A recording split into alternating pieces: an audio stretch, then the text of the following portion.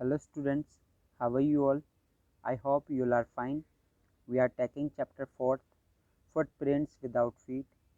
Before I start this chapter, I would like to say that you have to answer the word meaning being asked paragraph-wise on my personal WhatsApp number.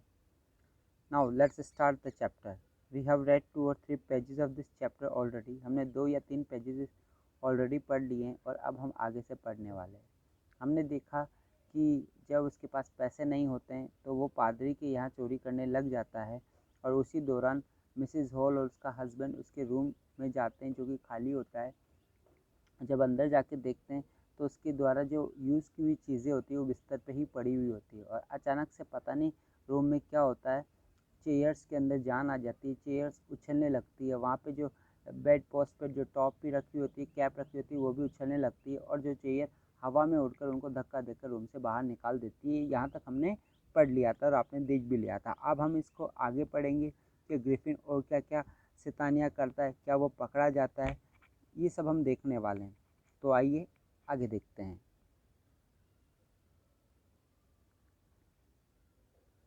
Yes dear students, हम directly वहीं आ गए जहाँ तक हमने इसको read out कर लिया था। Mrs Hall almost fell down the stairs in hysterics. Hysterics का मतलब उन्माद में या फिर सरप्राइज होकर, शॉक के अंदर, इसका ये मीनिंग है। जो मिसेस हॉल है वो लगभग लगभग गिर ही चुकी थी सीढ़ियों से। किसमें? आश्चर्यचकित होकर, डर कर, शॉक होकर। She was convinced that the room was haunted by spirits and that the stranger had somehow caused these to enter into furniture।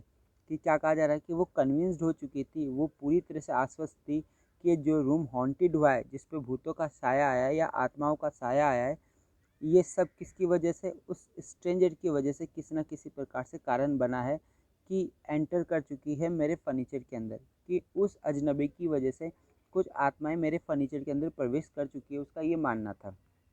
अब आगे देखिए क्या करें। My poor mother use to sit in that chair see mount. Mount का मतलब उसने दुखी होकर कहा कि इस चेयर के ऊपर कौन बैठा करती थी? मेरी बेचारी माँ। यहाँ पे पुअर का मतलब गरीब नहीं है, बेचारी है। ओके, तो मेरी जो बेचारी माँ है वो बैठा करती थी इस चेयर के ऊपर। तो think it should rise up against me now. और अगर मैं सोचूं तो ऐसा लगा कि जैसे कि वो मेरे खिलाफ खड़ी हो गई हो, सीधी की सीधी। कब? जब वो चेयर उड़कर हवा में आई। Next, the feeling among the neighbours was that the trouble was caused by witchcraft. कि क्या जो फीलिंग थी, जो भावना थी पड़ोसियों के बीच में इस ट्रबल की, इस समस्या की, उसका कारण क्या था? विच क्राफ्ट मतलब भूत प्रेत। कहने का मतलब ये जो सब कुछ हुआ, ये जो घटना हुई, इस घटना का जो कारण समझ रहे थे कौन? Neighbours. Among the neighbours, neighbours के बीच में वो ये था कि ये भूतों का कोई कारनामा है। बट विच क्राफ्ट और not. when news of burglary at the clergyman's home became known, the strange scientist was strongly suspected of having had a hand in it। लेकिन क्या क्या है कि भूत हो या ना हो, लेकिन जो खबर है चोरी की, ये वर्ड आप मुझे बताएंगे। वैसे आप वर्ड आजकल बताते नहीं, लेकिन आप बताएंगे, मुझे सेंड करेंगे। बर्गलरी, देखो बर्गलरी का मतलब होती है चोरी। जो खबर है, जो न्यूज़ है चोरी की, जो कहाँ पे होती? क्लर्जी मैन के होम पे। बिकेम नॉन, जब सबको पता चल गई, तो जो स्ट्रेंज साइंटिस्ट था, जो अजीब वैज्ञानिक था, उस पर स्ट्रांगली सस्पेक्ट किया गया, संदेह किया गया, सबसे ज़्यादा संदेह उसी पे किया गया। Of having had a hand in it, की उसी में किसी न किसी प्रकार का हाथ है। किसका? साइंटिस्ट का। Suspicion grew even stronger when he suddenly produced some ready case, though he had admitted not long before that he had no money। कि क्या कह रहे हैं? जो सस्पिशन है, सस्पिशन का मतलब ही बताएंगे, संदेह। संदेह और भी ज़्यादा स्ट्रोंग हो गया, और भी ज़्यादा मजबूत हो गया, बढ़ गया, जब उसने अचानक से कुछ नगद मुद्रा प्रोड्यूस कर दी, सामने ला दी। दो ही एडमिटेड, हालांकि उसने एडमिट किया था, स्वीकार किया था, ज़्यादा लंबे पहले समय नहीं, इसका मतलब हाल ही में उसने स्वीकार किया था कि उसके पास में कोई पैसा नहीं है। किसने स्वीकार किया था भाई? साइंटिस्ट ने। The village constable was secretly sent for, और जो गांव का जो कांस्टेबल था, हवलदार था, उसको चुपचाप बुला लिया गया, सेंट फॉर कर लिया गया। Instead of waiting for the constable, constable का इंतजार करने के बजाय, इंस्टीड ऑफ का मतलब के बजाय। आप मुझे मीनिंग बताएंगे इसका। इंस्टीड ऑफ का मतलब के बजाय, किसके बजाय, इंतज़ार करने के बजाय, किसका, कांस्टेबल का। Mrs Hall went to the scientist, जो मिसिज हॉल है वो साइंटिस्ट के पास में चली गई। But somehow mysteriously appeared from his empty bedroom, जो पता नहीं कैसे किस प्रकार से रहस्यमय तरीके से प्रकट हो गया फ्रॉम हिज एम्प्टी बेडरूम, किसके अंदर, अपने खाली बेडरूम के अंदर। कि कहने का मतलब लॉक हो गया था, लेकिन जब वापस गए तो वो वहाँ पे आ चुका था, पता नहीं कैसे। अब आगे, अब मिसेस हॉल उसके पास चली गई और उससे अब कुछ क्वेश्चंस किए जा रहे हैं, तो वो क्या जवाब देती है देखते हैं। I want to know what you have been doing to my chairs upstairs, कह रहे मैं जानना चाहती हूँ कि तुम कर क्या रहे थे। What you have been doing, तुम कर क्या रहे थे मेरी चेयर्स के साथ में ऊपर छत पर, अप स्टेयर्स पर। सी डिमांडेड, उसने डिमांड की, उसने मांग की। And I want to know how it is that you came out of an empty room and how you entered a locked room। आगे क्या कह रही है कि I want to know, मैं चाहती हूँ, क्या करना, जानना, मैं जानना चाहती हूँ। I want to know how it is, ये किस प्रकार से है, that you came out of an empty room, कि तुम आउट आ गए, बाहर आ गए एक खाली रूम से। और किस प्रकार से, हाउ का मतलब कैसे, यू एंटर, तुमने प्रवेश किया एक लॉक्ड रूम में, कि कैसे तो तुम खाली रूम से बाहर आए और कैसे तुमने प्रवेश किया, ये मुझे बताओ लॉक्ड रूम के अंदर। The scientist was always quick tempered, आप ये मुझे बताएंगे क्विक टेम्पर्ड का क्या मतलब। क्विक टेम्पर्ड जिसे कहा जाता है जिसको तुरंत गुस्सा आ जाए, उसको क्विक टेम्पर्ड कहा जाता है। जो साइंटिस्ट था वो क्विक टेम्पर्ड था। एंड नाउ बिकेम फ्यूरियस, अब वो फ्यूरियस हो गया, गुस्साहित हो गया, गुस्से में आ गया, एंग्री हो गया। He became angry, he became furious. तो उसने क्या कहा, यू डोंट अंडरस्टैंड हु और व्हाट आई एम, कि तुम नहीं जानते मैं कौन और क्या हूँ। He shouted, वो चिल्लाने लगा। Very well, I'll show you, ठीक है अब मैं तुम्हें दिखाता हूँ कि मैं कौन हूँ। किसने कहा, साइंटिस्ट ने। Suddenly he threw off bandages, whiskers, spectacles and even nose, और अचानक उसने थ्रू ऑफ कर दी, मतलब उतार के फेंक दी।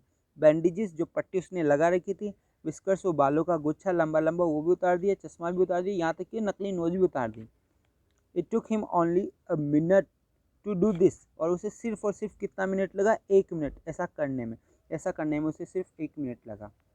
The horrified people in the bar found themself staring at a headless man, कि जो डरे हुए जो लोग हैं, हॉरिफाइड का मीनिंग बताएंगे मुझे, हॉरिफाइड मीन्स क्या है।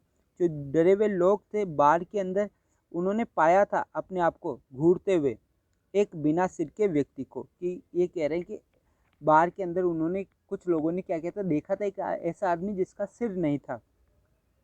Mister Jaffer the constable now arrived, कि जो मिस्टर जैफर कौन है, कांस्टेबल। जो मिस्टर जैफर कौन सा है, मिस्टर जैफर्स कांस्टेबल है, वो आ चुके थे। कौन आ चुका था, constable Jaffer.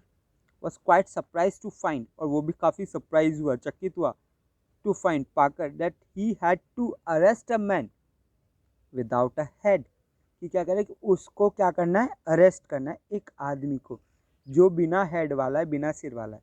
But Jaffers was not easily prevented from doing his duty, और जैफर है वो आसानी से बच नहीं सकता था अपना कर्तव्य पूरा करने से। भाई अब वो आया है अरेस्ट करने के लिए, तो उसे अरेस्ट करना ही होगा किसी भी कीमत पर। If a magistrate's warrants order a person's arrest, then that person had to be arrested with or without his head, कि क्या करें, अगर मजिस्ट्रेट, मजिस्ट्रेट मतलब जज का अगर वारंट है, आज्ञा पत्र है, तो एक व्यक्ति को अरेस्ट करने का, तो उस व्यक्ति को अरेस्ट किया ही जाएगा। हैड टू बी अरेस्टेड का मतलब करना ही पड़ेगा अरेस्ट, विथ और विदाउट हिज हेड, चाहे उसका सिर हो या बिना सिर का, उसे अरेस्ट करना ही होगा अगर मजिस्ट्रेट का वारंट है तो। Sorry. There followed a remarkable scene as policemen tried to get hold of a man who was becoming more and more invisible as he threw off one garment after another, कि क्या करें। There followed a remarkable scene, लाजवाब, remarkable scene का मतलब लाजवाब दृश्य आता चला जा रहा था, जैसे ही जो पुलिस मैन ने प्रयास करा था get hold of, get hold of का मतलब कंट्रोल करना, गेट होल्ड ऑफ का मतलब बताएंगे मुझे, कंट्रोल, ओके, कंट्रोल करना किसी को। तो जैसे वो प्रयास करा था, गेट होल्ड ऑफ का मतलब नियंत्रित, नियंत्रित करने का, किसको, उस आदमी को जो बिकमिंग का मतलब हो रहा था, मोर एंड मोर इनविजिबल, और ज़्यादा अदृश्य होता चला जा रहा था। जैसे जैसे वो थ्रू ऑफ कर रहा था, उतार रहा था एक कपड़े के बाद में दूसरा, मतलब एक कपड़े के बाद में दूसरा कपड़ा जैसे उतारता चला जा रहा था, वो और भी ज़्यादा इनविजिबल होता जा रहा था। आखिरकार finally a shirt flew into the air, एक शर्ट आई हवा में। And the constable found himself struggling with someone he could not see at all, कि जैसे हवा में शर्ट उड़ी, जो कांस्टेबल है उसने अपने आप को पाया संघर्ष करते हुए उस व्यक्ति के साथ में, he could not see at all, जिसे वो अब बिल्कुल भी नहीं देख पा रहा था। अब किसको पकड़ना है? उस व्यक्ति को जिसको देख ही नहीं पा रहा है, मतलब मिस्टर इंडिया हो चुका है ये तो।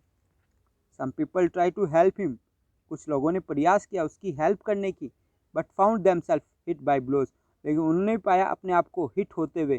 किसे? ब्लोज। ब्लोज का मतलब मुक्के लग रहे थे, उनके मुक्के आ रहे थे, कि वो दिख ही नहीं रहा था और ब्लो कर रहा था। ब्लो का मतलब मुक्के मार रहा था वो। That seems to come from nowhere, और ऐसा प्रतीत हो रहा था कि आ रहे हैं वो, पता नहीं कहाँ से वो आ रहे हैं, ये सब प्रतीत हो रहा था। In the end Jaffer was knocked unconscious. Unconscious का मीनिंग बताएंगे मुझे आप। तो अंत में जो जेफर है वो मतलब नॉक डाउन हो गया, अनकॉन्शियस हो गया। अनकॉन्शियस का मतलब मुक्के खाकर वो बेहोश हो गया। As he made last attempt, जब उसने अंतिम प्रयास किया, hold on to unseen scientist, जब उसने पकड़ने की कोशिश की न दिखने वाले वैज्ञानिक को। There were nervous excited cries of hold him, वहाँ पे सब नर्वस थे। एक्साइटेड क्राइज आ रही थी कि उसे होल्ड करो, उसे पकड़ो। But this was easier said than done, ये कहावत है कि कहना आसान है करने की तुलना में, लेकिन ये कहना आसान था करने की तुलना में, क्योंकि जो दिखाई नहीं दे रहा उसे कैसे पकड़ें। तो that was easier said than done, कि ये आसान था कहना करने की तुलना में। Griffith had second himself free, और ग्रिफिन ने अपने आप को मुक्त कर लिया था। And no one knew where to lay hands on him, कि और कोई नहीं जानता था कि उस पर हाथ कहाँ डाले। अब हाथ कहाँ डाले जब दिखाई नहीं दे रहा तो ये आपको चैप्टर समझ में आ चुका होगा, और हमने ये कंप्लीट कर लिया है। इसके question answer you will get soon. Okay, तो आपको इसके आंसर भी जल्द ही मिल जाएंगे। और ये अच्छा चैप्टर आपने जो पढ़ा, इसके MCQs देख लेते हैं। आप मुझे आंसर बताएंगे, मैं तो सिर्फ क्वेश्चन रीड आउट करूँगा। Okay, what is the name of the invisible scientist in this story, कि वो उस साइंटिस्ट का क्या नाम है जो इनविजिबल है। ठीक है, मुझे नहीं आता क्या नाम है, आप मुझे बताएंगे, लिखेंगे आप। Okay, and where did Griffin decide to sleep in for warmth the first time, मतलब फर्स्ट टाइम उसने गर्मी लेने के लिए कहाँ पे वो चुपचाप घुस गया, स्लीप इन हो गया। Whose money was stolen by the scientist, scientist के द्वारा किसका मनी चुराया गया। ओके, ट्रू फॉल्स भी देख लेते हैं। Griffin was not a scientist. Griffin was rather a lawless person. Mrs. Hall was the landlord's wife. The constable tried to arrest Griffin. Griffin could not make himself free. Okay, तो ये मैंने कुछ questions पूछे जिनका answer आप easily send कर सकते हैं मुझे, और सेंड करें। ओके, अगर चैप्टर समझ में आ गया हो तो लाइक भी कर दो। Goodbye, take care yourself.